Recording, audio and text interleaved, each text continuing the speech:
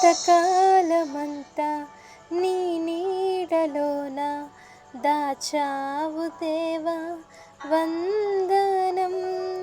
కృప చూపినావు, కాపాడినావు, ఎలా తీర్చగలను నీ రుణం.